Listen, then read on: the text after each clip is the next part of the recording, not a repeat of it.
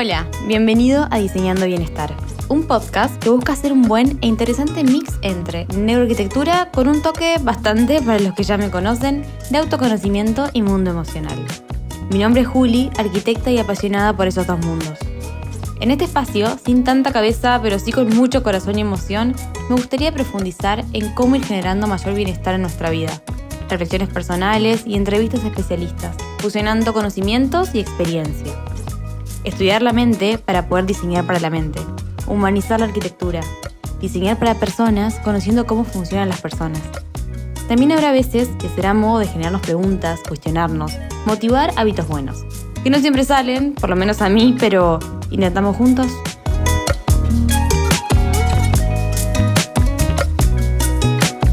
La revolución de la neuroarquitectura, ciencia, propósito y felicidad. Bienvenidos a Diseñando Bienestar, NeuroArc Talks, un nuevo espacio en donde ciencia, espiritualidad y diseño se encuentran para transformar cómo habitamos el mundo y cómo nos habitamos a nosotros mismos. Hoy tengo el honor de inaugurar esta cápsula con un invitado que es referente mundial en neuroarquitectura. Estoy muy emocionada de este encuentro, Juan Carlos Baumgartner, arquitecto, investigador y fundador de Space. Bueno, ya nos contará de él.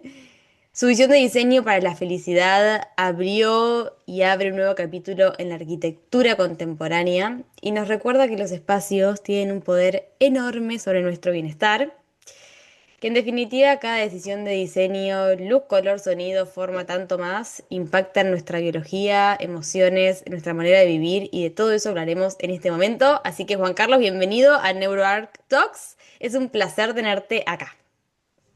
Gracias por invitar, Julia. Bueno, vamos a arrancar. Yo tengo un par de preguntas, como siempre. Voy a arrancar con las primeras y es para conocerte a vos más de fondo. Si queremos saber, ¿cuál fue tu primer encuentro con la neurociencia aplicada al diseño? Bueno, yo empecé como con preocupaciones de impacto de la arquitectura en comportamiento humano y en el ser humano en general.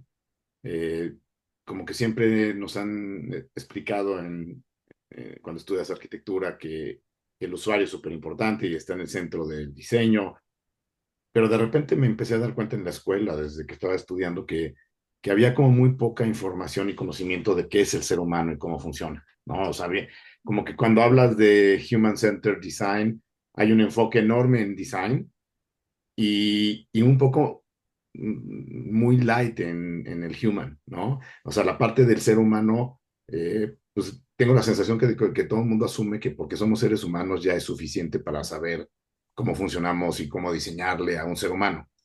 Y la verdad es que creo que no. Y entonces, inicialmente, de alguna manera, mi aproximación a estos temas empezó más con psicología ambiental, porque estamos hablando hace, no sé, cerca de 30 años o más, en el que todavía la neurociencia pues, estaba metida en laboratorios muy ajenos a las personas de a pie. Y empecé más con temas de psicología ambiental. Me clavé mucho en temas de psicología. Y ya más adelante, yo diría que como hace 20 años, empecé a escuchar mucho, principalmente en ciencias de la felicidad en Harvard, sobre estudios neurocientíficos, y me fui a estudiar ciencias de la felicidad. Y una de las cosas que me encantó es que todos los estudios que me llamaban la atención venían de esta cosa que se llamaba neurociencia. Yo nunca lo había escuchado hasta entonces, o lo había escuchado muy poco, y ahí empezó mi curiosidad. Pero la verdad es que en un inicio, en esa época, la relación entre arquitectura y neurociencia, pues todavía no existía tan fácil de obtener como hoy en día. Entonces, en realidad, yo empecé a meterme más en neurociencia dura, sin la aplicación a arquitectura primero, antes de tratar de ver cómo ligarlo a arquitectura. Perfecto, es que es apasionante también, ¿no? En esta idea también de lo interdisciplinario, que necesitamos conocer toda esa ciencia, ¿no? Y después aplicar al diseño, eh, tal cual. Y si te pregunto, ¿qué descubriste en vos mismo cuando empezaste a investigar cómo los espacios modifican el cerebro, ¿no? Esta idea de la neurociencia, ¿hay algo que haya impactado en vos? Bueno, sí, muchísimas cosas. Creo que es contraintuitivo muchas cosas de neurociencia. eh, como que asumimos que funcionamos de una manera, que la memoria Mm, funciona de una manera, no sé, que pensamos con el cerebro, ¿no? Esa es una de estas cosas que asumimos y hemos asumido por muchísimo tiempo, que únicamente utilizamos el cerebro para pensar. Y de repente me empecé a dar cuenta que esto era muchísimo más complejo y que además lo más complejo es que es, como te decía, contraintuitivo muchas cosas. O mm, sea, de repente hay descubrimientos neurocientíficos en los que dices, Eso va en contra de todo lo que me haría sentido, ¿no?" entiendo, tal cual, tal cual.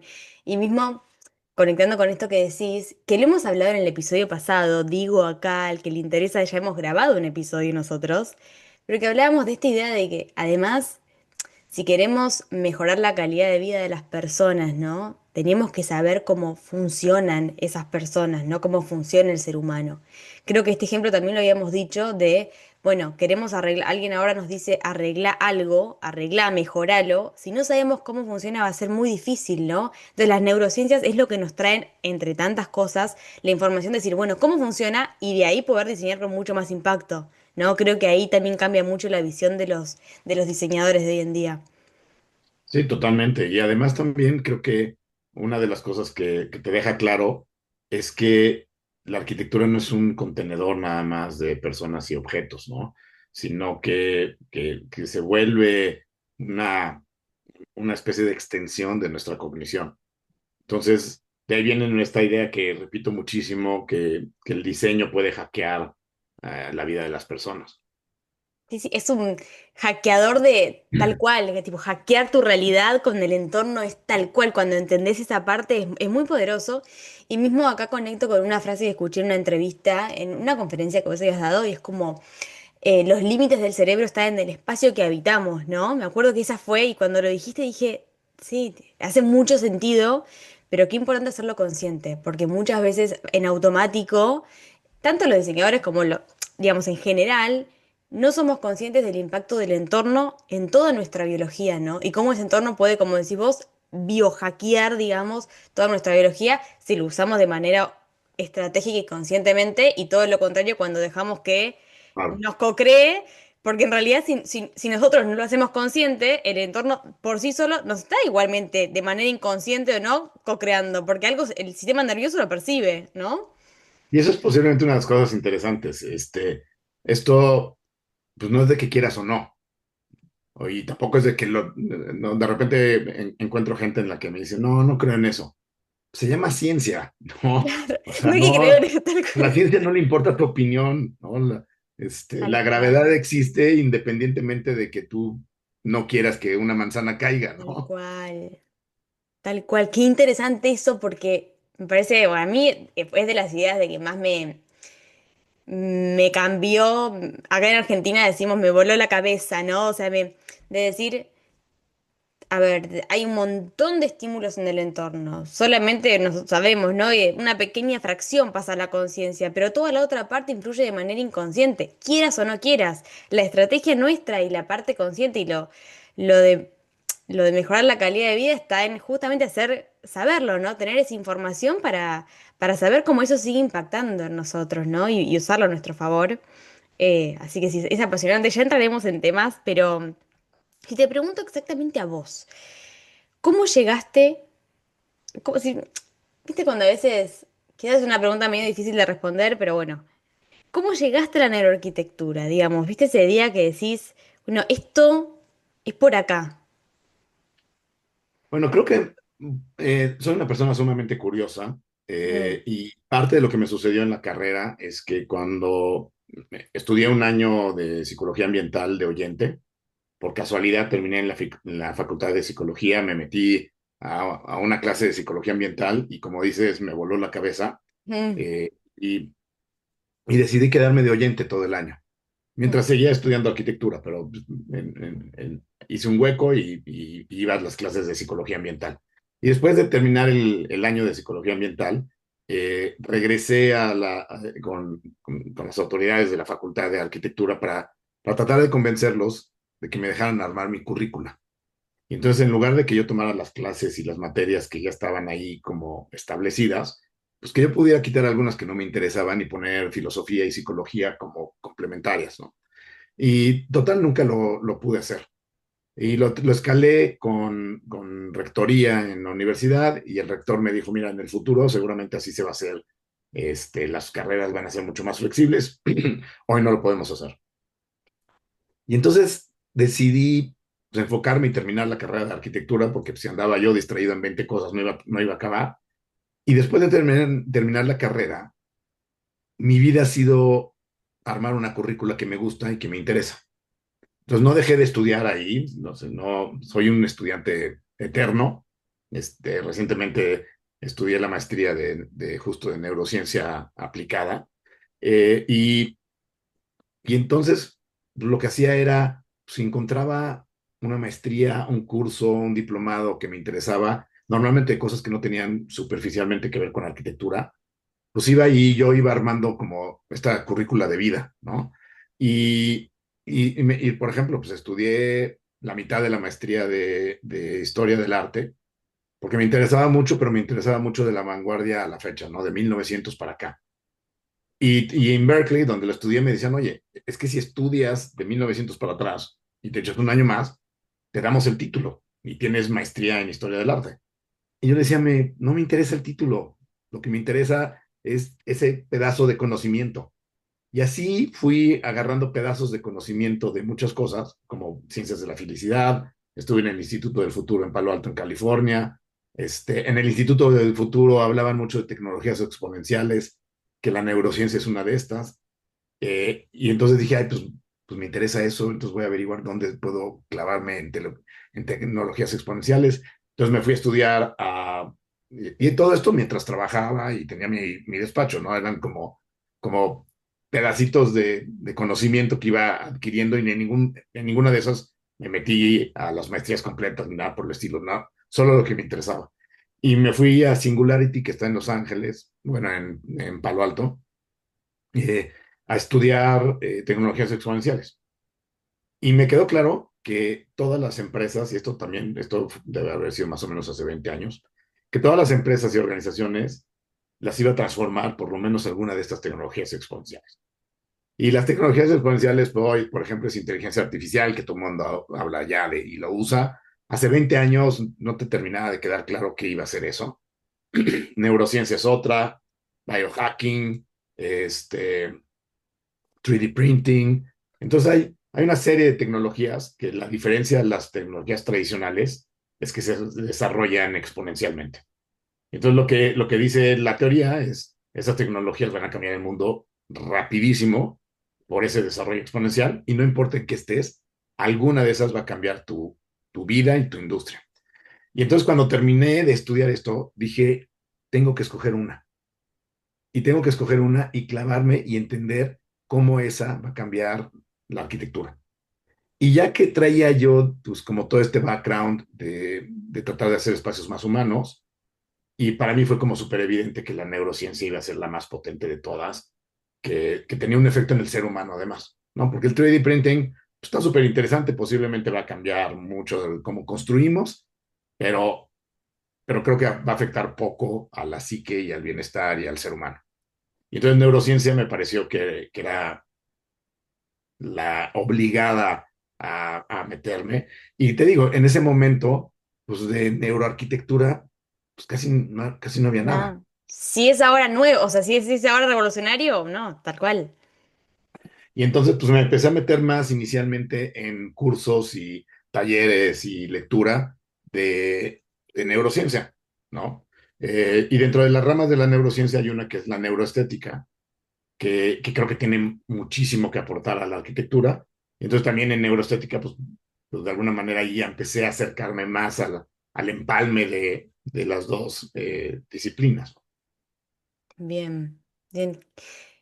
Me quedo con mucho de lo que dijiste. Iba como mentalmente diciendo, me lo voy a anotar para responderle, pero qué interesante esto que dijiste en un momento de todo lo que fue tu formación y esta idea de los títulos, ¿no?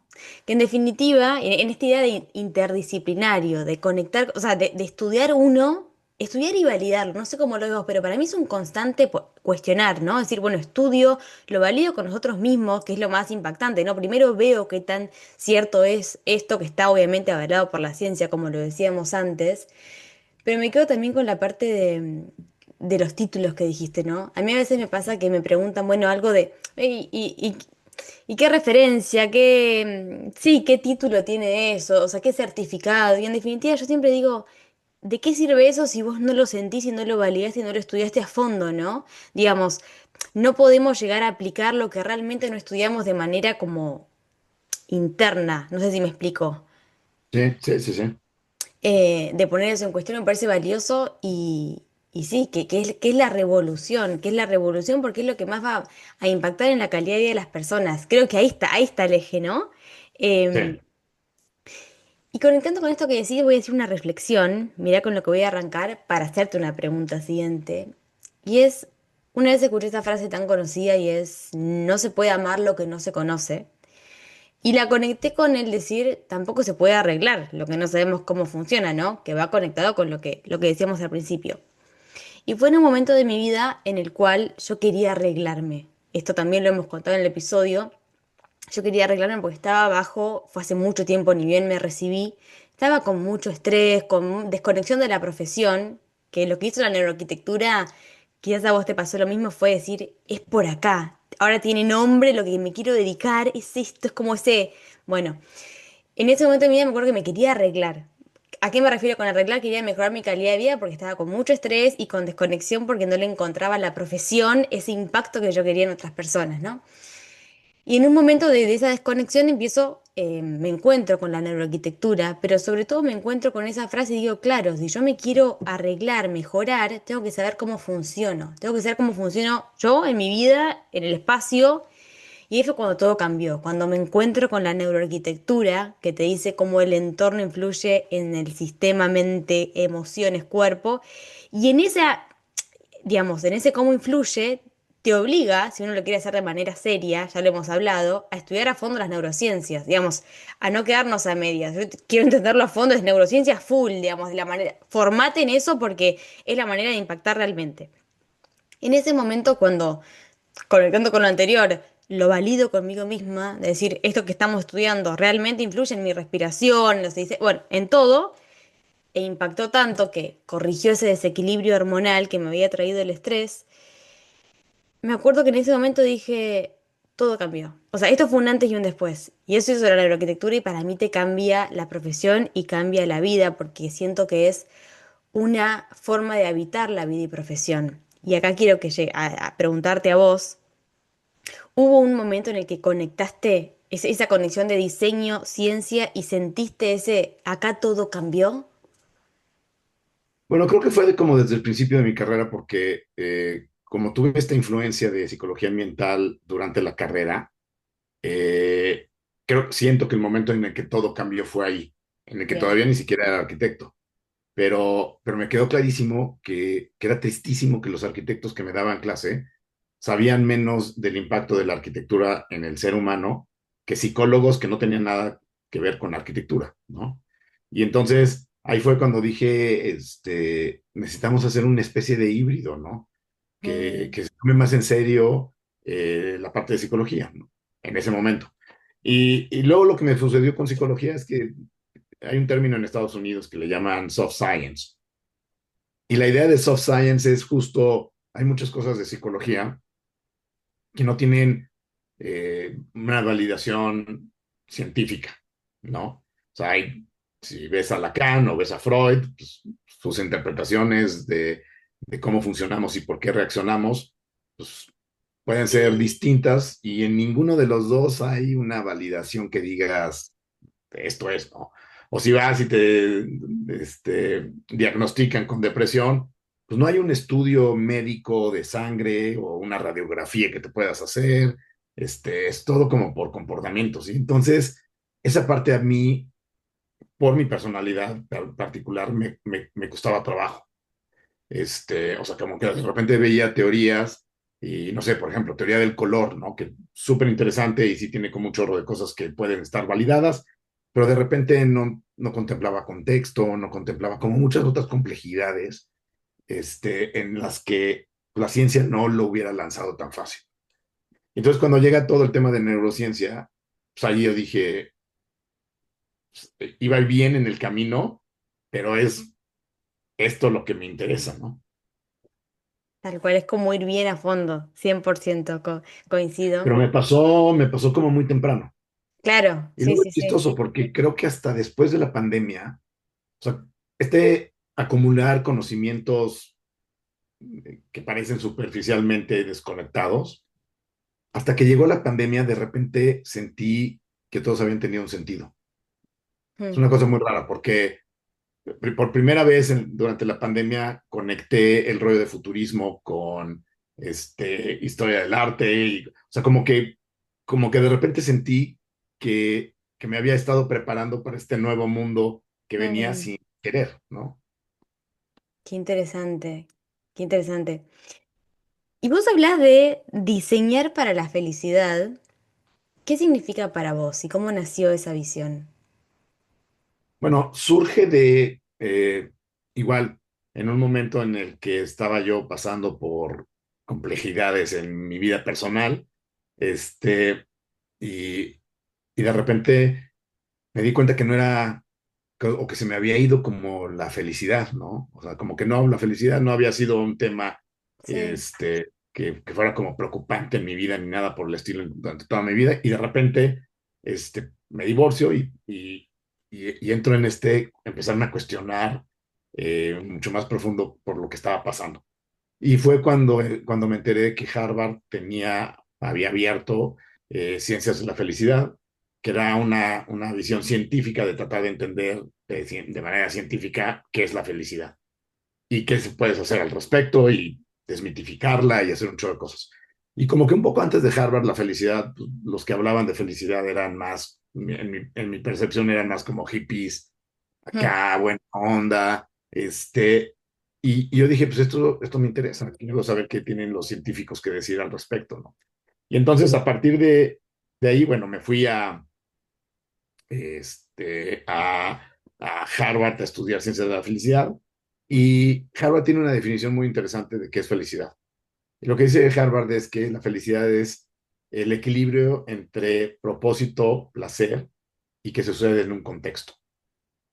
Y entonces parte de lo que dice Harvard es las personas que tienen puro placer, pero su vida no tiene propósito, pues difícilmente van a ser felices. Las personas que tienen únicamente propósito, pero no les genera placer lo que hacen, también les va a costar trabajo. Y el contexto es un tercer factor que influye muchísimo. Eh, y, y a partir de ahí yo lo que le decía a muchos de estos profesores era, pues el contexto se diseña. O sea, cuando vives también. 90% de tu tiempo en interiores, además posiblemente se diseña en interiores principalmente. Y a partir de ahí empecé a colaborar con ellos en tratar de entender cómo podías hacer contextos que promovieran emociones positivas y que de alguna manera te ayudaran a ser feliz. Y uno de los ejemplos como rápidos del impacto de la arquitectura en esto es, hay muchas teorías de cómo funciona y de cómo puedes ser feliz y cosas de ese tipo. Pero lo que es muy claro es que tu cerebro no está hecho para ser feliz. O sea, tu cerebro no está diseñado para ayudarte a ser feliz. Tu cerebro está diseñado para ayudarte a sobrevivir. Que en muchos casos es lo contrario de ser feliz, porque pues, para sobrevivir tienes que estar principalmente o en el futuro, prediciendo qué te puede pasar y todas las cosas malas que pueden suceder, para estar listo y que no te coma un león si sales distraído, o en el pasado, para aprender todas las cosas que tendrías que haber aprendido para no repetirlas y sobrevivir. Y el problema de eso es que tu cerebro tiende a estar o en el futuro o en el pasado por default, pero solo puedes ser feliz aquí y ahora. Mm, No hay forma de que seas feliz en el pasado, o así, o sea, ahí ya lo fuiste o no. Y no hay forma que seas feliz en el futuro, porque pues, es un porcentaje enorme de ese futuro ni siquiera va a existir. Entonces, lo que nos dimos cuenta es que si tú llenas una ciudad o un entorno o un contexto de cosas irrelevantes que no te jalan la atención, que son aburridas que no tienen suficientes estímulos, es mucho más fácil que tu cerebro no quiera estar aquí ahora. Entonces, una manera de alguna manera ecualizar la ecuación es empezando a hacer entornos que son suficientemente atractivos y estimulantes para jalarte y regresarte al aquí y a la hora. Si tú tienes estímulos que no tienes, tu cerebro no tiene ninguna razón por la que tiene que poner atención, pues va a ser mucho más fácil que se vaya para atrás o para adelante. Qué interesante. Qué interesante, y mientras hablabas, con esta idea del cerebro, cómo funciona nuestro cerebro, volvemos a remarcar y cada vez y te escucho y volver a validarlo de la importancia de saber cómo funcionamos, de estudiar cómo funcionamos, porque en ese conocimiento que acabas de decir, que claro, ¿cómo funciona el cerebro? Por supervivencia, ve lo negativo antes que lo positivo seguramente, por el hasta el miedo. Miedo es una emoción que nos hizo sobrevivir. Gracias miedo. Lo que pasa es que lo que nos hizo sobrevivir hace un montón de años, hoy en día ya no aplica. Pero lo interesante de conocer esto es decir, nuestros códigos, ¿no? cerebrales siguen funcionando con esa codificación muchas veces. Entonces, en ese poder de saberlo está el poder de cambiarlo, ¿no? Y no solo aplica si quieres diseñar, ¿no? Yo estoy convencido de que me ha hecho mejor padre tener Cien estos conocimientos y me ha ayudado a regular mis emociones de una mejor manera y creo que cien por me ha ayudado a ser ciento. un mejor ser humano, mejor jefe en la oficina. Este, hay como o sea, todo este conocimiento no solo te ayuda a diseñar de una manera más empática y más humana, te ayuda a ser un mejor ser humano, si lo Cien- aplica. No puedes tener el conocimiento y no Claro. aplicarlo. Es que no hay, mira, conectando con eso que decís, no hay uno sin lo otro. Siento que en definitiva hasta uno puede tener todos esos títulos que dijimos antes, pero que si no gestionás bien tus emociones o los demás, si no, digamos, tenés toda esa parte, es como que hay una pata de la mesa que desequilibra, ¿no? Entonces, en definitiva, es todo. Para mí la neuroarquitectura, esto es una forma de habitar la vida y la profesión. O sea, es la profesión, sí, pero es una forma de habitar esta vida. O sea, esa conciencia que le ponemos a vivir, porque ya como, no sé si te pasó, pero al entrar en este mundo, ya no podés mirar para otro lado. O sea, es como Claro. ya no podés mirar, ya sé lo que este impacta en mi sistema nervioso, en cómo, o sea, ya no podés diseñar con otra mirada y no podés habitar la vida con otra mirada, ¿no? Es decir, claro, mi mente, yo sé que va a haber siempre lo negativo antes que lo positivo, porque las neurociencias nos lo explican con ciencia pura. em, entonces, en esa conciencia uno puede elegir cómo reaccionar, puede elegir cómo cambiar, qué entornos habitar, ¿no? Bueno, y eso se llama sesgo de confirmación, ¿no? Ujú. Tenemos una parte en el cerebro que es la responsabilidad de esa parte, y ahorita se me olvidó el nombre, es tratar de convencernos que las decisiones que tomamos son las decisiones que teníamos que haber tomado. Ujú. Por eso cuesta tanto trabajo aceptar errores y aprender y muchas Cambiar. cosas. Y tenemos este sesgo de confirmación en el que una vez que se te mete una semilla en la cabeza de una idea, tu cerebro utiliza, el cerebro es una máquina de ahorro energético en el que han encontrado cerca de 180 sesgos que ayudan, que son como atajos para utilizar menos Ujú. energía. Porque igual, cuando estabas en la caverna, pues, tenías muy poca alimentación, muy poca información y necesitabas tomar decisiones muy rápido.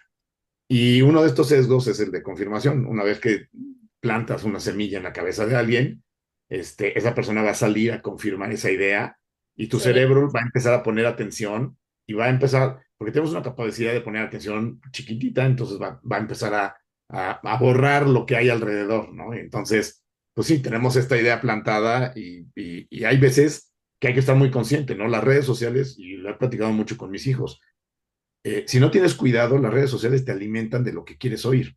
Te va co-creando. Entonces, Esto que decíamos, hasta el entorno de eso, te co-crea. Si es consciente o no consciente, co-crea. Son las conexiones neuronales. ¿Qué elegís, no?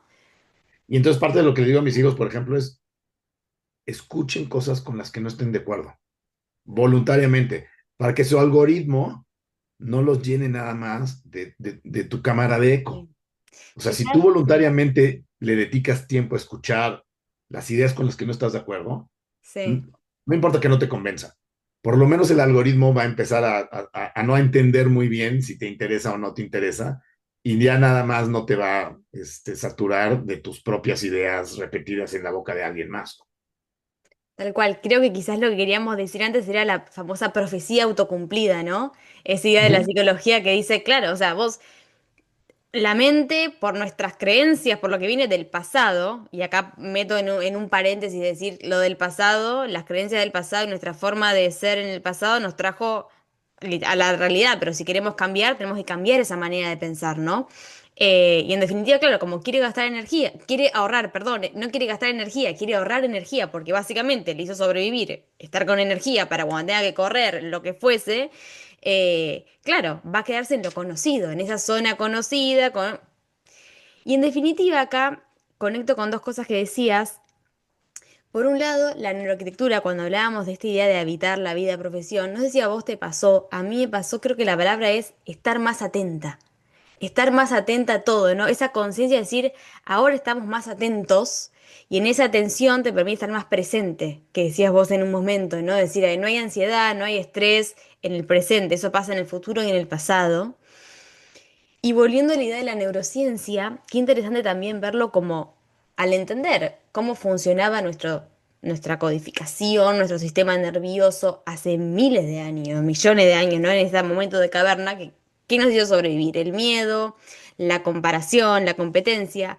Hoy en día somos iguales, en definitiva siento que nos pasan las mismas cosas con otro nombre. Ahora no hay leones, pero el miedo está igual a lo que fuese, ¿no? En definitiva, esa conciencia hace que uno pueda estar más atento y cambiar y bueno, tener mejor calidad de vida nosotros también, ¿no? Sí, claro. Siempre digo que somos cavernícolas con herramientas Mm, sofisticadas. O esa frase sea, me no, encanta. no ha cambiado. Y el otro día escuché que alguien decía algo muy parecido, pues decía que éramos Homo sapiens bien vestidos. Es tal No ha cual. cambiado mucho. No ha No. cambiado mucho nuestro cerebro en miles de años. Y eso es lo interesante, nuevamente como coincidimos en esto, es una forma de habitar la vida y la profesión. O sea, en uno mismo, ese conocimiento te sirve de decir, claro, a ver, cómo era en su momento, ¿no? ¿Qué es lo que generaba seguridad, ¿no? Con lo que sabemos que impacta en el sistema nervioso la parte de la seguridad y qué no. Bueno, ahí vas entendiendo, ¿no? Los ruidos, los aromas, la iluminación, bueno, qué era lo que estaba, qué era lo natural y lo no natural. Ya Claro. entraremos de esa parte. En realidad, ahora podemos entrar en esa parte. Y es que es tan apasionante las neurociencias que podemos hablar horas y Ahora, horas. bueno, de hecho, ahorita quería comentar algo. Ahorita que decías sobre la atención, Mm, hay una parte que me parece súper interesante porque creo que es una de esas cosas como contraintuitivas, ¿no? Hasta que le explicas a la gente no tiene tan claro qué tan poca capacidad tenemos de poner atención. mm, Y lo interesante es además una de las teorías más aceptadas de por qué, es que cuando empezamos a evolucionar, nuestro ojo evolucionó antes que nuestro cerebro. O sea, mucho antes de tener las capas del cerebro completas como las tenemos hoy en día, teníamos ojos. bien, Y los ojos, resulta que nuestro ojo tiene una capacidad de enfoque chiquitita. O sea, como máquina, digamos, ¿no? Como lente, creo que es entre 3 y 5% de tu campo visual. Y entonces tu ojo físicamente no puede enfocar mucho, podemos enfocar muy poquito. Y lo interesante es que después, imagínate que tienes un lente y luego se desarrolla una computadora que va a utilizar ese lente. Pues no hacía mucho sentido desarrollar una computadora que tuviera una capacidad de enfoque del 100% si tu ojo solo enfoca 3. claro. Y entonces nuestro cerebro, como consecuencia de haber evolucionado después del ojo, evolucionó con una capacidad de enfoque, que ya es un enfoque diferente, pero desde el punto de vista de neurociencia estas diferencias son irrelevantes, no existen. O sea, lo que enfocas con el ojo es, lo de afuera es lo de adentro, ¿no? Y entonces lo que enfocas con el ojo resulta que es la misma capacidad que tenemos de enfocar con el cerebro. Y entonces, de ahí viene la importancia de entender dónde pones tu atención y tu enfoque, porque tenemos una capacidad tan reducida de enfocar que si lo pones en preocupaciones o si lo pones en cosas negativas, pues ya no hay más, porque es diminuta la capacidad de enfocar. Hay un ejercicio que seguro has visto, súper interesante, ponen a un grupo de personas a ver una pantalla y le dicen, mire, va a haber un grupo de básquetbol, dos equipos, que van a Mm. pasar la pelota, el equipo negro y el rojo, lo que sea. Tienen que contar cuántas veces pasa la pelota un equipo al otro. Entonces la gente pone muchísimo enfoque en la pelota y cuántas veces y van contando. Termina el ejercicio y les preguntan, pues levante la mano el que vio el chango pasar 3 veces atrás de los jugadores. Y la gente decía, ¿de qué chango estás hablando? Y el video lo pueden ver en YouTube. Resulta que mientras estás con y ya les echa a perder el ejercicio porque pues ya saben. Sí, Pero porque... resulta que cuando estás Sí, sí. contando, la capacidad de enfoque cerebral y visual es tan pequeña que la gente no ve un tipo disfrazado de orangután pasando 3 veces atrás de los jugadores que están pasando la pelota. O sea, cuando ves eso y lo traslleva o lo transpones a tu vida como dónde pongo mi atención y dónde pongo mi enfoque y mi energía, pues ahí, eso es una de las explicaciones de la ley de la atracción, por ejemplo, Tal cual. ¿no?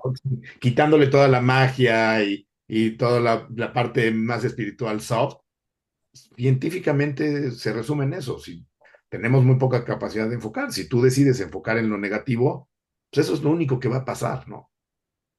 Interesantísimo. Mientras hablaba, conecté justo con esa frase tan conocida, es decir, donde pones tu atención, va tu energía, y eso se expande.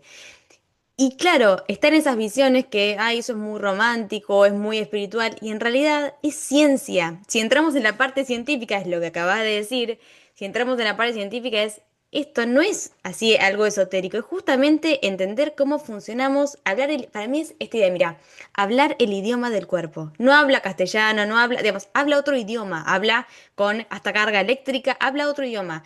Entender eso te permite estar más atentos y vivir mejor.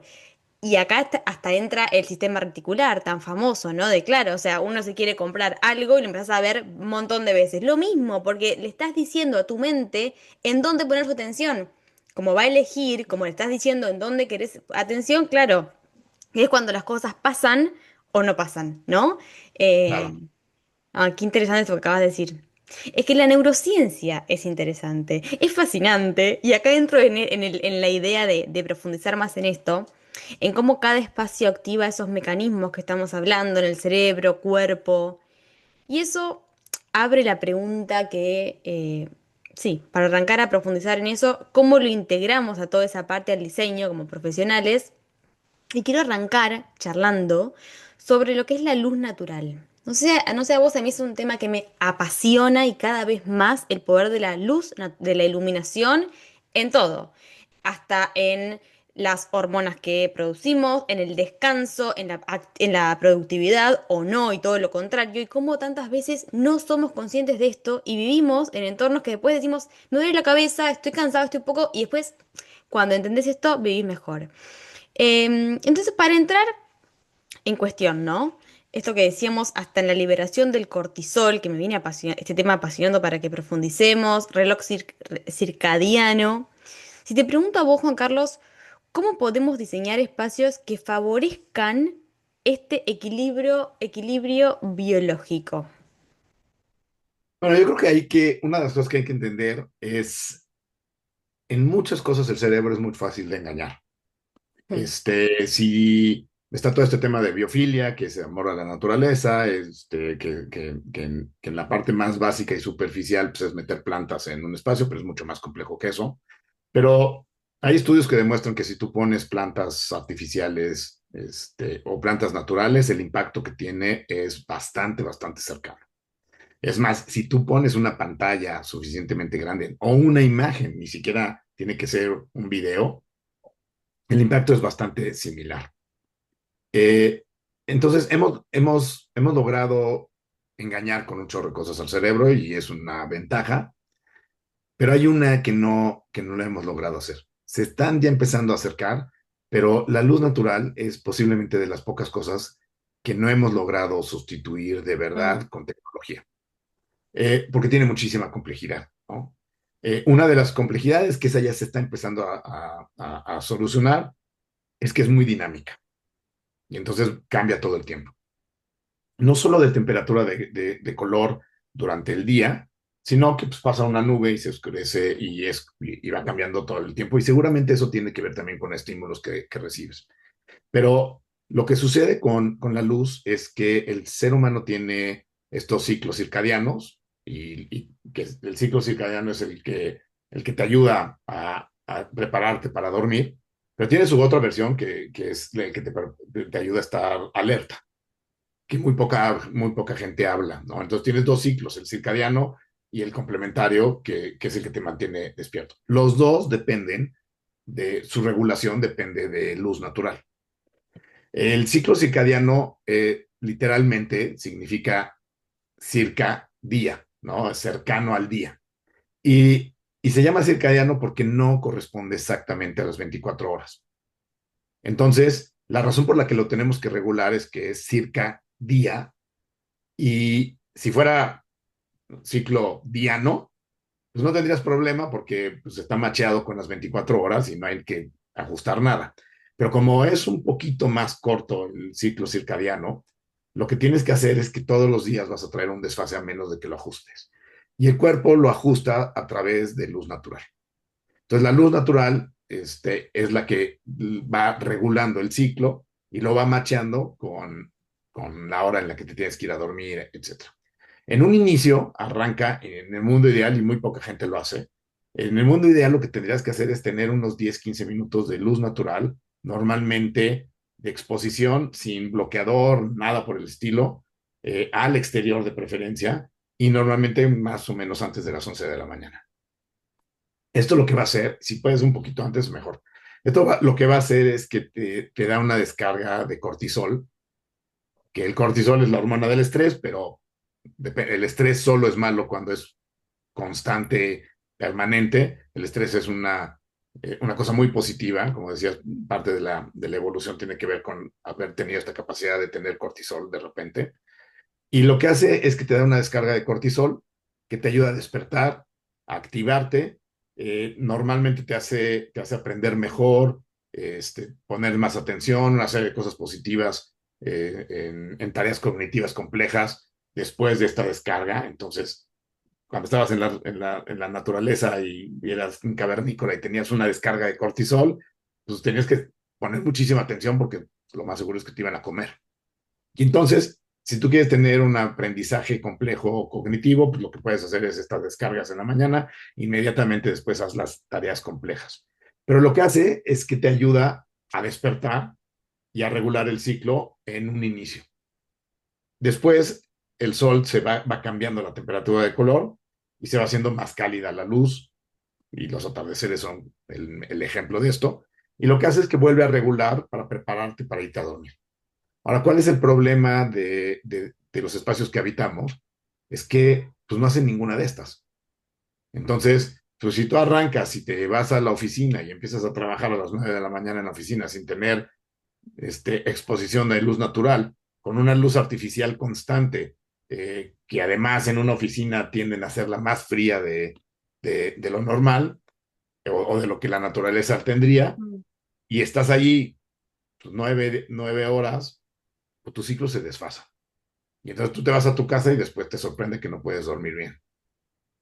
Y entonces la luz natural es posiblemente uno de los elementos más importantes para poder dormir bien, para poder tener o resolver tareas cognitivas complejas, para aprender mejor.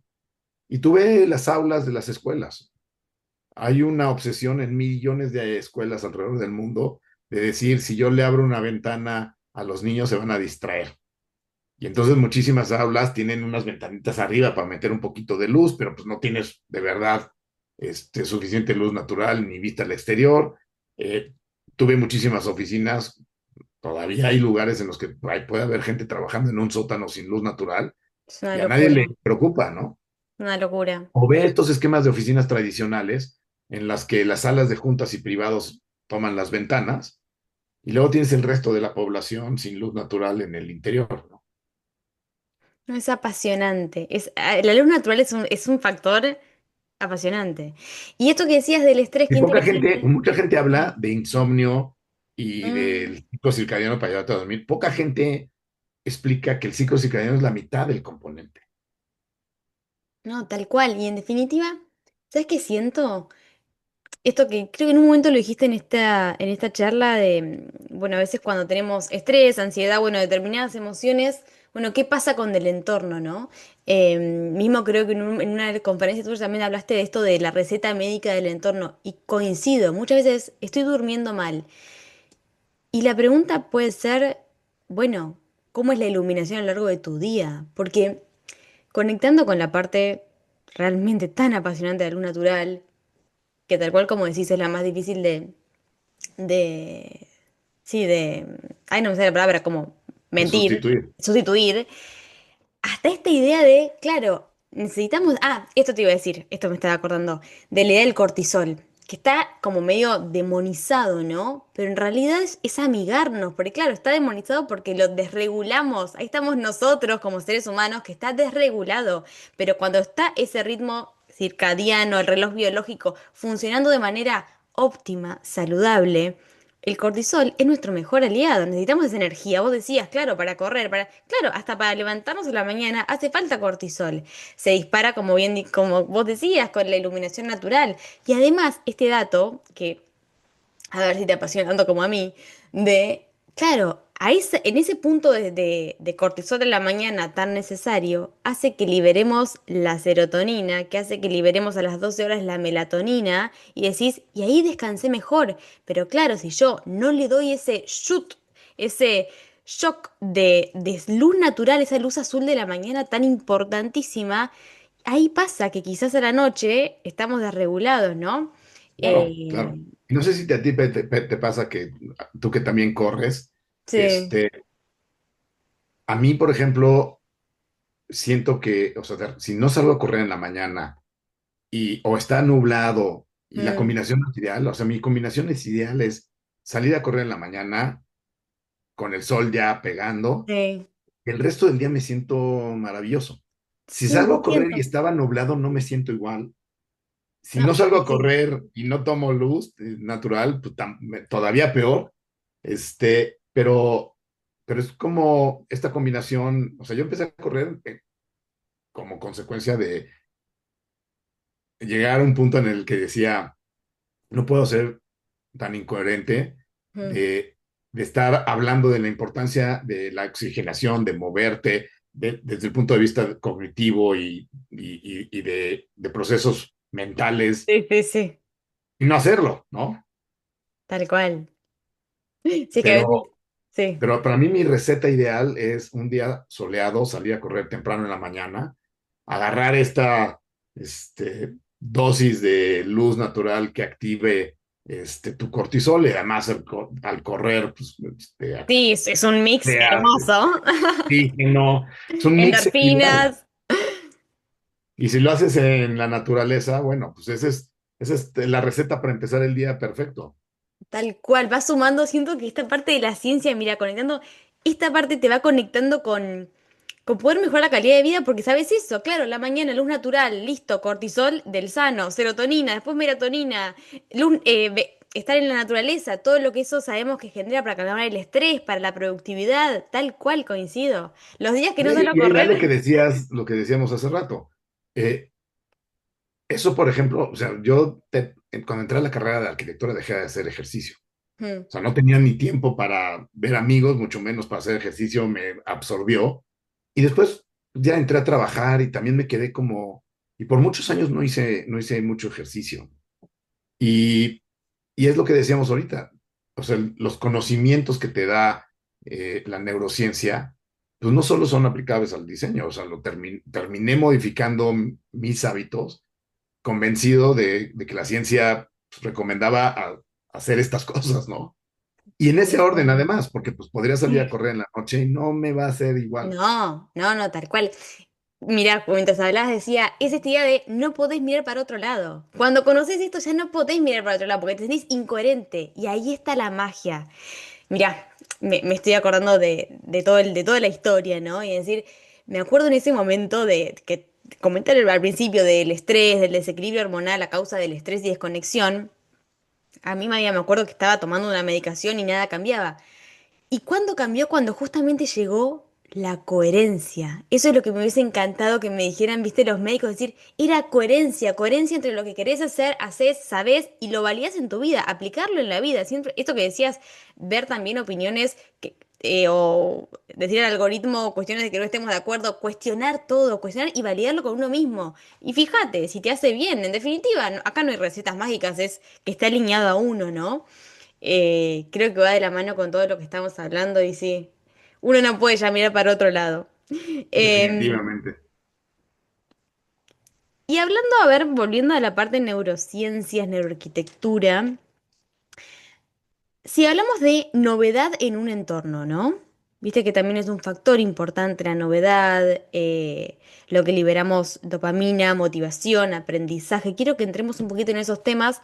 ¿Qué rol juega, si te pregunto a vos, qué rol juega la innovación en el diseño para estimular lo que es la motivación, la creatividad, esta parte de los estímulos, también importante, ¿no? Para el sistema nervioso, la cantidad de estímulos que puede procesar. Creo que muchísimo.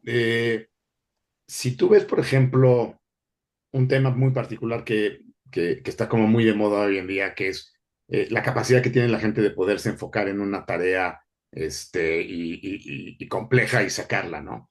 Y entonces la industria del diseño y de la arquitectura y de los muebles ha gastado millones tratando de entender, de encontrar desde si te hago un privado y si te pongo acústica y miles de soluciones, ¿no? Y de repente resulta que cuando ves la data no ha cambiado mucho la capacidad o sea, de enfoque que tienen las personas cuando están en una oficina.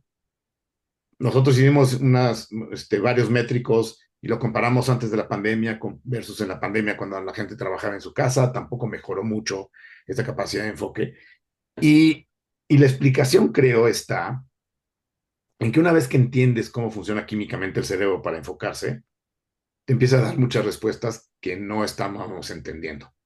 Y entonces básicamente es prácticamente todos los neurotransmisores del cerebro se generan en aislado por el cerebro, ¿no? Entonces la dopamina tu cerebro la genera, como que prácticamente serotonina igual, todos los neurotransmisores, con excepción de uno, que ahorita se me fue el nombre, pero es la combinación de un neurotransmisor que es equivalente a la adrenalina, pero en el cerebro, y a la dopamina.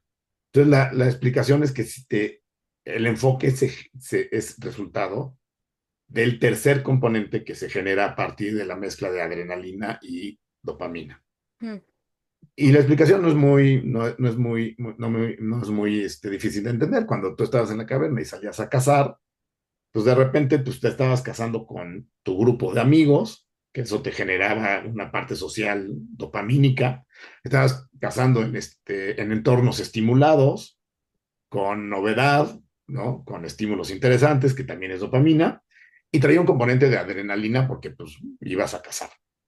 Y entonces eso era la combinación ideal para generar este tercer neurotransmisor, que ahorita no me acuerdo cómo se llama, y que es el responsable de poderse enfocar.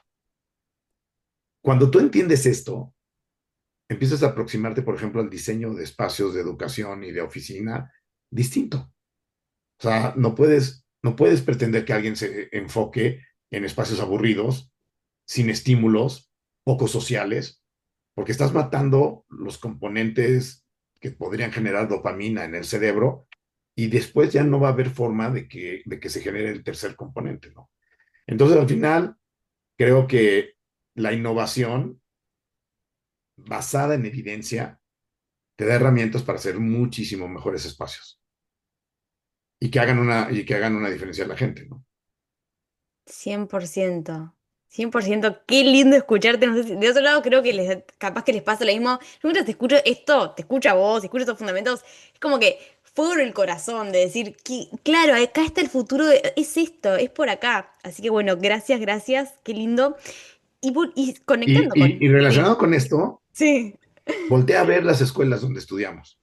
Y a sí. menos que hayas tenido mucha suerte, yo estudié en una escuela Mm, que era aburrida, poco social, mm, sin estímulos, sin naturaleza. ¿no? Tenías naturaleza, si tenías suerte en el patio o algo, pero normalmente ni siquiera. Y, y después nos sorprendemos de que los niños no se puedan estar quietos, no quieran aprender. Pues lo único que están haciendo es reaccionar a los estímulos.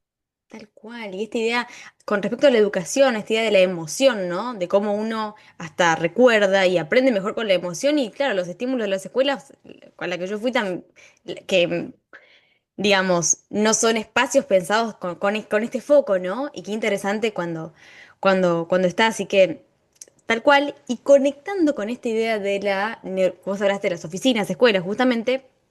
Me viene mucho en la cabeza esta parte de la famosa y hermosa neuroplasticidad también, ¿no? De esta idea de, bueno, ¿qué pasa con la neuroplasticidad? Que cada vez estamos entendiéndola más. Y, a ver, ¿cómo pasarlo a palabras? Yo creo mucho en esta idea que hemos hablado también de la co-creación, ¿no? Yo creo firmemente de que el espacio en donde estamos nos co-crea internamente y poniéndole ciencia a esto significa en conexiones neuronales.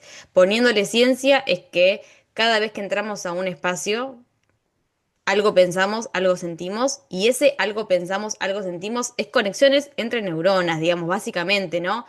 Y sabemos cuantas más veces pensamos en algo, cuantas más veces sentimos algo, vamos reforzando esto, ¿no? Esos famosos eh, cables de acero que algunos les dicen o de la manera que le queramos decir. Pero en definitiva, seamos conscientes o no, los espacios nos co-crean, porque básicamente algo pensás, algo sentís, es esa carga eléctrica, ese idioma del cuerpo, ¿no?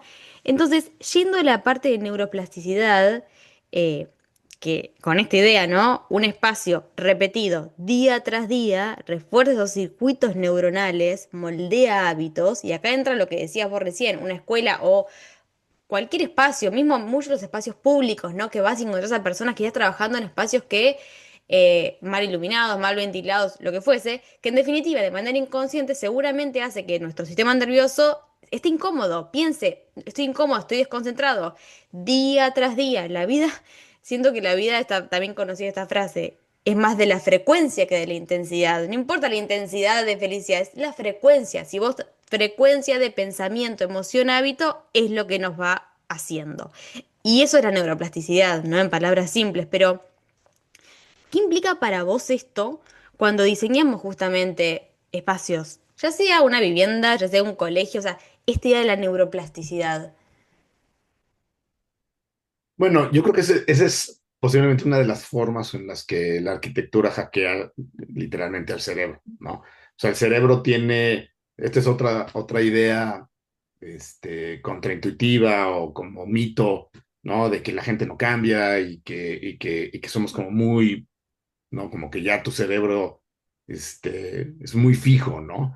Y resulta que no, tenemos la neurogénesis, que es la generación nueva de neuronas, y tenemos la neuroplasticidad, que es literalmente estar recableando nuestro cerebro Sí. continuamente dependiendo de los estímulos. Y creo que los entornos son posiblemente la herramienta más potente para estar recableando el cerebro de las personas.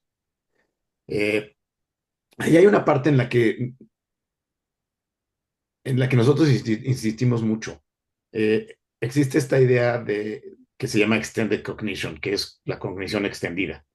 Entonces está el embodied cognition, que es que pensamos no solo con el cerebro, sino con el cuerpo. Afortunadamente hoy ya no tienes que convencer a nadie de eso, ya todo el mundo lo tiene clarísimo, tenemos neuronas repartidas en el cuerpo, tenemos neuronas en el corazón, tenemos neuronas en el estómago, pensamos literalmente no solo con el cerebro, con el cuerpo. La segunda idea, que es esta de extended cognition, no es tan reconocida hoy en día y yo creo que la mayoría de la gente no lo sabe. Es que nuestro cerebro tiene la capacidad de extender nuestra cognición a distintos niveles. Uno es social, pensamos con los cerebros de otras personas. Este, ¿Cuántas veces no platicas con alguien y termina de complementar una idea que tú tenías? Eso es una extensión cognitiva. Y pensamos con las herramientas y espacios que utilizamos. Y los hacemos propios como si fueran parte de nosotros. Y entonces eso lo puedes hacer, únicamente lo puedes hacer porque tenemos neuroplasticidad. sea, la única razón por la que yo puedo agarrar un violín, si toco el violín, y que mi cerebro corporice y se apropie del violín como si fuera una extensión mía. O sea, cuando tú ves tocar a alguien un violín Mm, espectacular, la única manera de que de esa persona pueda tocar el violín así es que hay una parte en la que ya no sabe distinguir entre el violín y su cuerpo. qué Son un continuo. interesante. Y, y, y en cierta medida todos hacemos eso. O sea, si tú agarras una pluma, la única manera de poder escribir con la pluma es que la pluma se vuelva una extensión de quién eres. Nuestras herramientas se vuelven una extensión de quién somos. Y el espacio también. Y la Mm, forma en la que lo hacemos es con la neuroplasticidad. Es la única manera de que puedes hacerlo. Porque tu cerebro viene cablado de una manera y agarra un objeto y ese objeto lo que hace es que literalmente hackea la forma en la que está cableado tu cerebro. Y yo creo que para dos cosas principales. La primera es para poder utilizar la herramienta, corporizarla y hacerla tuya. Y la segunda es para poder imaginar posibles futuros distintos. Y esta es la que se me hace hasta poética. Y ahí es mm, donde la arquitectura podría cambiar la vida de las personas de una manera impresionante. Si yo tengo una, si a mí me das una pluma, una vez que mi cerebro corporiza esa pluma y la hago mía, mi cerebro puede empezar a imaginar que puedo pintar con la pluma, que puedo dibujar con la pluma o que puedo aventarte la pluma en la cabeza. mm, Si yo no tengo la pluma, mi cerebro no tiene esos escenarios posibles. O sea, si yo no tengo la pluma, ¿por qué pensaría yo que puedo aventarte algo que no tengo en la mano? Y mm, entonces, creo que la neuroplasticidad te da estas dos cosas. La primera, importantísima, es la capacidad de corporizar y extender nuestra cognición hasta el espacio. Y la segunda, que se habla muy poco de ella, es la capacidad de imaginar posibles futuros distintos. Entonces, la arquitectura hackea tu cerebro a través de la neuroplasticidad y una de las cosas hermosas que te da es que te da la capacidad de imaginar distintos futuros que de otra manera no hubieras podido imaginar. Y ahí es donde los ejercicios, por ejemplo, en alguna ciudad en Colombia, de reducción de violencia hacia las mujeres, fueron el resultado de pavimentarles las calles y, y darles esta posibilidad de imaginar posibles futuros distintos. O sea, las mujeres, y no me acuerdo si era en qué ciudad en Colombia era, pero, pero no tenían calles pavimentadas. Entonces normalmente llegaban después de la lluvia, súper sucias, llenas de lodo. El mensaje que se contaban a sí mismas era de un valor mucho menor por el contexto en el que habían terminado llegando a sus casas. Y entonces, en muchas ocasiones, no hacían nada al respecto de la violencia que había interfamiliar y posiblemente al otro, la visión del otro también era mucho menos porque llegaste llena de lodo y no te veo con un valor de dignidad o lo que sea. Y el ejercicio que hicieron fue pavimentar las calles y la consecuencia fue reducción en violencia intrafamiliar. Y ahí hay un estudio súper interesante, no me acuerdo ahorita cómo se llama la ciudad de Colombia donde lo hicieron. Eso yo creo que es una de estas formas en las que te puedes contar historias distintas y futuros, imaginar futuros diferentes, cuando te extiendes a espacios que te dan más dignidad. O sea, si tú te extiendes a espacios que te reducen la dignidad, pues ese es el hackeo que estás teniendo, ¿no? wow. Apasionante. O sea, realmente me quedo atónita de lo que acabas de contar. Eh, sí, la verdad que es tan inspirador. Mira, y en esta idea de co-crear tu realidad, ¿no? Creo que va de la mano con todo lo que estamos hablando. Es eso, es decir, cómo me quiero sentir. Esto fue un estudio, está espectacular.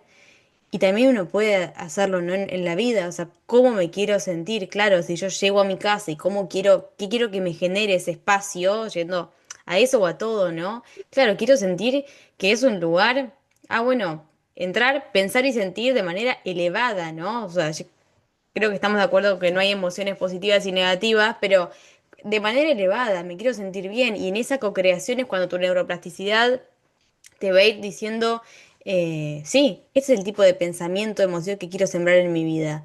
Y después es lo que más nos va a pedir, ¿no? Porque en esta idea también de la neuroplasticidad que nos dice lo que reforzás, eso, o sea, lo que reforzás después del cuerpo hasta te lo va a pedir. O sea, es una forma de operar, una forma, y como te lo va a pedir, te vas a implantar de otra manera en el mundo, en la vida. Así que es Sí, claro. apasionante, apasionante y cómo también puede impactar en otras personas. Qué lindo. Bien, bueno, y siguiendo con la parte de neuroarquitectura, a ver qué opinás del factor que hemos hablado un poco del cortisol, y creo que uno por lo general lo asocia con estrés, ¿no? Que hay que empezar a dividirlo y hablar del cortisol como un aliado, pero si hablamos del estrés, hemos nombrado que el veneno está en la dosis, ¿no? Justamente en esta parte de lo crónico. El Exacto, estrés en la continuidad. Exacto, mismo que aparte el estrés, volviendo al modus operandi de nuestro cuerpo, sistema nervioso, el estrés nos hizo sobrevivir, esa parte es necesaria, pero lo natural justamente que era, ¿no? Era estresar, listo, cortisol, adrenalina, etcétera, correr de ese león y después, cuando ya corriste, como no era que estabas todo el día corriendo, era un tiempo después, descargabas, volvía el sistema parasimpático, eso es natural. El factor de los seres humanos hoy en día es que estamos en ese estrés crónico porque estamos constantemente replicando ese estado emocional con los pensamientos y con el entorno. Yo estoy fiel partidaria, vos también, seguramente, de que, claro, entornos que nos producen ese estrés. Entonces termina siendo como la norma. Si te pregunto a vos, ¿cómo puede la neuroarquitectura ayudarnos a bajar niveles de cortisol y regular el sistema nervioso? Bueno, hay muchas herramientas. Una de las más potentes yo creo que es el tema de biofilia. Eh, por ejemplo, nosotros diseñamos espacios de regulación en oficinas en los que si tú tienes, pues, literalmente lo que nos ayudaba a reducir el estrés y a resetear nuestros niveles cuando no teníamos arquitectura y estábamos en las cavernas era la naturaleza. Entonces, hay muchísimos estudios que demuestran de 15 minutos en la naturaleza te ayuda a resetear prácticamente todos tus niveles, ¿no? Y entonces eso lo puedes replicar en muchas ocasiones en arquitectura. O sea, principalmente en interiores, de repente tú puedes tener espacios de regulación en los que te puedes hacer un break y mientras más multisensoriales sean, más potente es la respuesta. Y no tiene que ser meter una selvita dentro de una oficina. Mm. O sea, lo que hay que entender de la biofilia es que nuestro cerebro no tiene la capacidad de distinguirla a la naturaleza como tal, ¿no? O sea, no tenemos una parte del cerebro que es la responsable de esta parte identifica naturaleza. Eh, lo que sí está claro es que la naturaleza tiene una serie de mecanismos atrás que son los que hacen las cosas positivas en el cerebro. Y es desde sección áurea, diseño fractal, caos, en ciertos límites, entornos estimulados, que el entorno sea variable y que no esté constante. Todas esas cosas en conjunto son las que y no está todavía ni siquiera tan claro, algunas más que otras, pero las que resetean nuestro estrés y nuestro ritmo cardíaco y muchísimas cosas. Entonces, lo que nosotros hacemos en muchos proyectos es hacer espacios de restauración de ese tipo, en los que si tienes, puedes meter naturaleza, pues hay algunos que metemos naturaleza tal cual. Si no lo puedes hacer, pues hay otros en los que podemos poner papel tapiz que tenga diseño fractal, o elementos arquitectónicos que estén con sección áurea. O sea, hacer la combinación. Si puedes cambiar la humedad, ayuda. Si puedes meter sonido literal, que no sea demasiado evidente, pero como de naturaleza, de pajaritos y cosas así, también ayuda.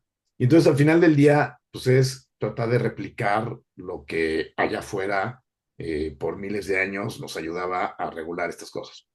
Ahora, el mundo ideal sería que tuvieras un patio y un área exterior, pero la verdad es que hacemos intervenciones en hospitales que ya existen, que están metidos en una urbe como la Ciudad de México, que es imposible tener un patio y además hay muchas veces que ni siquiera podrías por temas de Mm. control salud y cosas de ese tipo.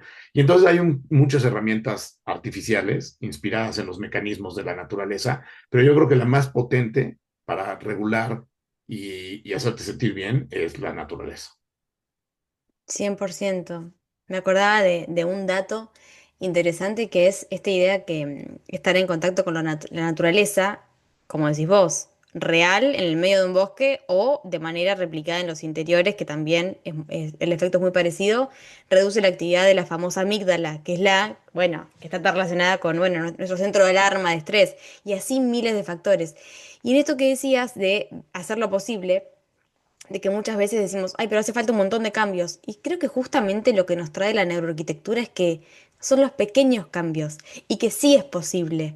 Porque en definitiva, a veces nos cuesta escuchar esto, quizás a todos, ¿no? En ciertos momentos, porque requiere energía esos cambios, pero que es posible, porque el hecho de elegir cómo respirar, el hecho de elegir qué iluminación poner, en definitiva no es mucho y todos podemos, son pequeños cambios que pueden ir mejorando la calidad de vida, ¿no?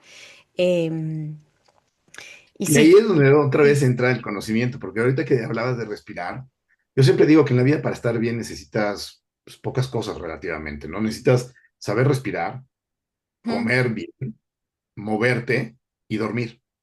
Y si haces esas, ya estás 80% del otro lado, ¿no? Pero, pero inclusive hasta respirar es contraintuitivo.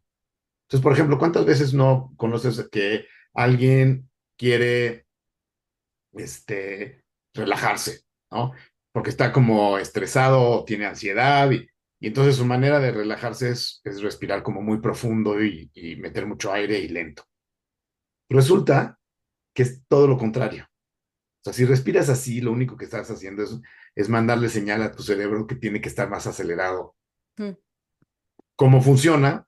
Es que tenemos los pulmones y tenemos el corazón. Y cada vez que los pulmones se inflan, el corazón tiene más espacio y entonces se contrae. Cuando tú vacías los pulmones, el corazón tiene más espacio y se amplía. Y tenemos unas neuronas en el corazón que lo que hacen es medir la velocidad con la que la sangre transita una distancia. Si el corazón se comprime, aunque el corazón no está acelerado, las neuronas asumen que está acelerado, porque la Ok. distancia que está recorriendo la sangre es menor y parecería que va más rápido la sangre. Y esas neuronas le mandan una señal al cerebro y dicen, quién sabe qué está pasando, pero tu corazón está acelerando. Entonces, si tú tienes ansiedad y lo que quieres es calmar a tu cerebro, y lo que haces es llenar tus pulmones de aire, comprimir el corazón y que el corazón le mande una señal al cerebro y le diga, quién sabe qué está pasando, pero estoy acelerado, pues estás haciendo exactamente lo contrario de lo que necesitarías para calmar tu ansiedad. En cambio, si sacas el aire y lo sacas, la manera de hacerlo es como en dos pasos, o sea, es inhalar y luego exhalar mucho en dos pasos. Y lo que haces ahí es darle espacio al corazón. Y va a pasar lo contrario, el corazón va, va a asumir, estas neuronas van a asumir que la sangre está yendo más lento, le mandan una señal al cerebro y le dicen, pues, todo está bien, yo no estoy acelerado, pues no habría por qué ponerte muy nervioso. Y entonces hasta en eso, tener los conocimientos de neurociencia te ayuda porque no sabemos respirar. Y la mayoría de la gente lo hace al revés de como debería de hacerlo, ¿no? Tal cual. Es que la información es poder de cambio y en definitiva es, volviendo a este tema, para mí es hablar el idioma del cuerpo. O sea, hablar el idioma del cuerpo, porque si no, y en ese idioma es lo que las neurociencias nos cuentan tanto y nos pueden ayudar tanto. Y conectando con la respiración es muy interesante también esto de que es como una autopista de doble vía, ¿no? O sea, mente, cuerpo, está todo relacionado. Entonces, claro, esto que decís vos es justamente hablar ese idioma y decir, ¿cómo le digo a mi mente que estoy tranquilo? Con el cuerpo. Es, claro, o sea, mi mente tiene estrés, lo que fuese. Claro, hablando el idioma del cuerpo, neurociencias, gracias por el conocimiento. Respiro de manera lenta para decirle, estás tranquilo, estás tranquila, ¿no? Y así con todo. Y creo que a ver si coincidimos en esto, vos decías, me hizo mejor padre, me hizo mejor profesional. A mí esto también me hizo mejor persona, mejor profesional, relacionarte con otras personas, hasta aprender a respirar, te hace ser más asertivo, más proactivo y no reactivo, ¿no? Digamos, en tanto ayuda a la vida. Así que sí, qué interesante. Y bueno, para ir cerrando este hermoso episodio, em, vos hablas mucho de propósito en el diseño, creo que estamos conectados y creo que esta mirada trae mucho propósito, ¿no? Que es lo más importante, ese aportar a los demás y tener un propósito claro. ¿Cómo se integra para vos esta dimensión espiritual que ambos hemos tocado ahí, pero creo que también ambos le ponemos base científica? A mí hasta la espiritualidad me gusta con base científica, pero creo que parte de lo mismo. ¿Cómo se integra en tu vida estas dos partes? Eh, soy muy poco, yo creo que soy muy poco espiritual, no creo en Dios, que no necesariamente para ser espiritual tienes que creer en Dios, pero soy como mucho más duro en la parte de ciencia que espiritual. Me cuesta mucho trabajo inclusive poder definir qué es el espíritu, ¿no? Este, y en Dios, por ejemplo, creo que Dios entra donde la ciencia ya hoy no tiene explicación. Pero eso no quiere decir que no existe explicación, ¿no? Y creo que la ciencia le ha ido quitando espacio a Dios, ¿no? O a la concepción de Dios, ¿no? En algún momento el fuego era Dios, pero cuando pudimos con la ciencia explicar el fuego, pues, como que le ganamos espacio a Dios, ¿no? Y este, y creo que la ciencia es justamente los límites de la ciencia, es los que le empiezan a dar cabida, porque como no tenemos explicaciones, pues la única explicación es que sea alguien más grande que está por allá, y hasta que existe esa explicación, y entonces encontraremos otro límite nuevo, ¿no? Tal cual. Yo cuando veo la espiritualidad, o sea, en mi caso yo sí soy religiosa, pero cuando sé que para mí la espiritualidad tiene que ver con estar presente en la vida, o sea, espiritualizar la vida yo creo que es estar atentos, estar presentes, y creo que en esa parte sí, sí tenés bastante de eso, no nos conocemos tanto, así que no me voy a animar a decir de eso, pero me refería a esa parte. Quizás, no sé, para mí eso es espiritualizar la vida, ¿no? O sea, ponerle conciencia a lo que hacemos y ponerle corazón también a lo que hacemos, ¿no? ¿Sabes qué me pasa, por ejemplo? Y vuelvo a, no necesariamente está ligado con religión, pero bueno, a mí me educaron católico Mm, y, y siento que muchas religiones ven a la vida como una especie de rehearsal, como una preparación para algo más, ¿no? mm, Y nadie ha de verdad demostrado que existe ese algo más y sin embargo tenemos millones de personas viviendo esta vida apostándole a ese algo más en lugar de vivir esta vida apostándole que esta es. This is it, ¿no? Esto es lo que hay. sí, Hay que darlo estar todo aquí acá. presentes, hay que ser buen ser humano porque esta es la que hay, hay que Sí. ser buen padre porque esta es la que hay, y no por apostarle a que hay otra y en la otra sí, ahí sí ya va a ser la buena. Me cuesta muchísimo trabajo vivir la vida así, ¿no? Entonces, creo que esta es, y hay que ser un buen ser humano y cambiar a la gente con la que estás en contacto en la medida de lo posible. Hay una definición de singularity que me encanta que dice que el millonario del futuro no va a ser el que tenga $1 millón, sino el que haya cambiado 1 millón de vidas. Y esa creo que es la definición que deberíamos de adoptar. Y los que hacemos diseño tenemos la posibilidad de hacerlo con cada proyecto, ¿no? Qué hermoso eso y conecta con lo que iba a decirte justo en este momento que creo que en esta idea de espiritualizar la vida de manera como terrenal, de ponerle conciencia y esto que acabas de decir de aportar a otras personas es nuestro rol, es nuestra hasta responsabilidad, ¿no? Y poder que tenemos. Y siento que eso lo da el propósito, este de aportar valor y esto de, que aparte vos decías, los millonarios del futuro sí, y esto estoy segura que después vuelve, ¿no? O sea, en ese aportar después vuelve, porque así funcionan las leyes de esta vida.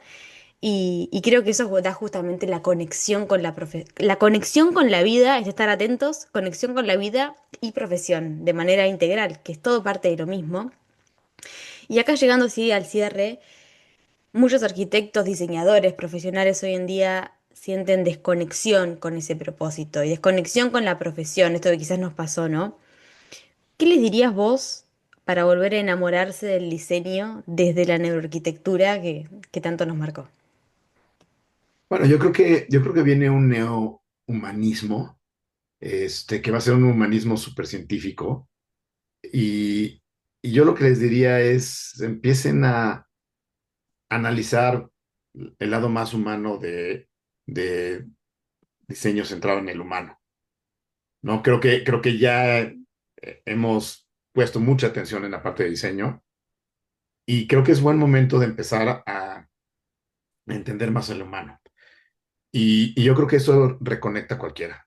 O sea, cuando empiezas a diseñar con la intención de transformar de manera positiva la vida de las personas y lo ves hecho realidad, eso enamora a cualquiera. 100%. 100%. Bueno, llegando al final, esta conversación nos recuerda que la arquitectura no es solamente estética, ¿no? No es solamente estética, no es solamente funciones, biología, es emociones, mucho propósito. Así que te quiero agradecer de corazón por este tiempo dedicado, por todo tu conocimiento que nos transmitiste. Para cerrar, te hago una última pregunta que voy a empezar a hacerla a los invitados y es algún tipo de dato de color que quieras compartir, que algo te viene rondando el último tiempo, algo que quieras compartir acá para cerrar, consejo a todos los que nos están escuchando y después te doy mi cierre. Bueno, creo que hay una idea en la que me he estado dando vueltas recientemente. Hay varios libros y una rama de la neurociencia que habla mucho de eso, que es desmitificar esta idea que la estética es o la belleza es subjetiva. Creo que la idea de que la belleza es subjetiva ha hecho más daño a la sociedad que muchas otras cosas. En nombre de la subjetividad de la belleza se han hecho obras horribles que le han hecho muchísimo daño a la sociedad y la ciencia cada vez más demuestra que la belleza no es completamente subjetiva, es principalmente biológica y de sobrevivencia y la tenemos cableada en el cerebro. Y luego hay un layer subjetivo que no es un sistema completo, entonces son subsistemas y cada quien, dependiendo de su contexto, su background o lo que sea, utiliza esos subsistemas. Pero esos subsistemas tienen reglas universales de estética. Y yo creo que ya es momento de dejar de creer esta idea de que pues a mí me gusta y si a ti no te gusta, pues es tu problema, porque la belleza es subjetiva. No es completamente subjetiva, sí tiene un layer de componente subjetivo, pero es predominantemente biológica y está cableada en nuestro cerebro. Apasionante. Podríamos hablar 1000 horas, pero ya vamos a ver cómo generar eso que estamos hablando ahora. Pero bueno, gracias de corazón, gracias de corazón. Lo digo en nombre de todos los oyentes, seguramente por todo este espacio. Hemos hablado de muchas cosas y sobre todo de cómo cada espacio impacta, cada espacio y cada forma de habitar la vida, profesión impacta en nosotros, en otras personas. Así que hasta puede moldear nuestra neuroplasticidad a nosotros mismos y eso creo que significa que diseñar es una forma de intervenir directamente la calidad de vida de las personas, nuestras y de los demás, y ahí es donde el mundo va a ser mejor, ¿no? Si cada uno aporta, creo que coincidimos en que esa es la verdadera revolución, una profesión que se sostiene en la ciencia, que se inspira también en la parte espiritual, en esa parte consciente y que se impulsa con mucho propósito. Así que bueno, fue muy inspirador escucharte, te agradezco de corazón, Juan Carlos, por abrir este ciclo, estas NeuroArc Talks con tanta visión para todos. Gracias y bueno, a quienes nos están escuchando, nos vemos en el próximo episodio. Y bueno, Juan Carlos, muchas gracias. Julia, gracias a ti. A todos, chau chau, nos vemos la próxima.